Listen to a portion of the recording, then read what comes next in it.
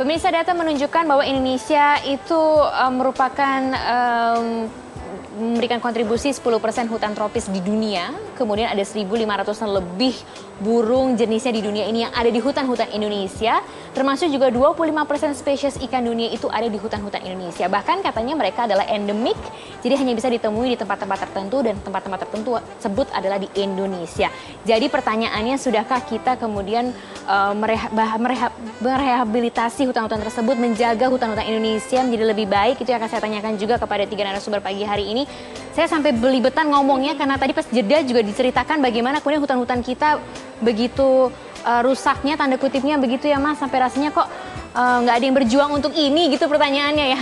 Pak Widodo tadi kan terakhir sebelum jeda bercerita soal masyarakat adat, kemudian juga soal hutan adat. Pemerintah mendukung sampai sejauh mana sih mengenai hal ini? Belakangan ini ada 2 kebijakan yang dikoreksi atas kebijakan kehutanan atau undang-undang kehutanan. Yang pertama soal kawasan hutan. Setelah dikoreksi dengan keputusan MK nomor 45. Dan yang belakangan yang terbaru di tahun 2012 itu bagaimana hutan adat ini dikoreksi kembali. Dulu hutan adat adalah hutan negara yang berada di wilayah masyarakat hukum adat. Hari ini hutan adat adalah hutan yang berada di wilayah masyarakat hukum adat. Artinya hutan kita, hutan masyarakat adat itu harus menjadi hutan hak, harus menjadi miliknya masyarakat adat.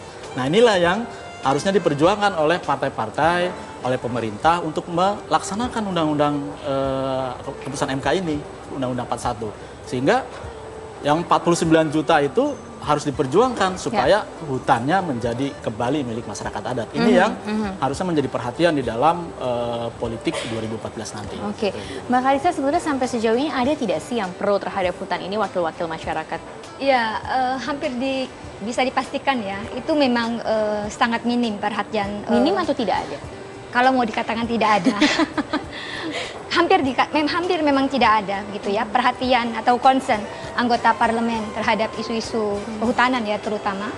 Nah, kami memang mengindikasikan kuat gitu ya, dari pengalaman advokasi kami ke parlemen, itu memang kenapa demikian gitu. Kenapa anggota DPR kita tidak cukup punya perhatian terhadap isu hutan atau masyarakat gitu ya.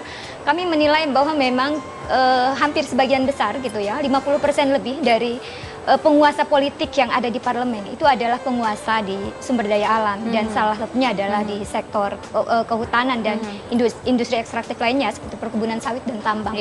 Jadi bagaimana mungkin pelaku yang dia menguasai ekonomi di industri ekstraktifnya juga penguasa politik di parlemen itu menyuarakan isu-isu. Jadi pertanyaan ada tanda tanya akhirnya besar menjadi tanda tanya besar. Nah, itulah yang kami duga kuat gitu ya, mengapa yang mengakibatkan mereka tidak cukup peduli terhadap isu-isu kehutanan. Greenpeace juga mencermati hal tersebut atau ada catatan lain? Ya, lebih kurang sama, Mbak.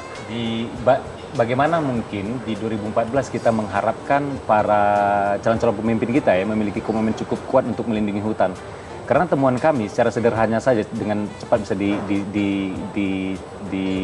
didapat informasinya, mereka juga memiliki biaya-biaya politiknya berasal dari ekstraksi sumber daya alam dari di sektor kehutanan, perkebunan dan pertambangan.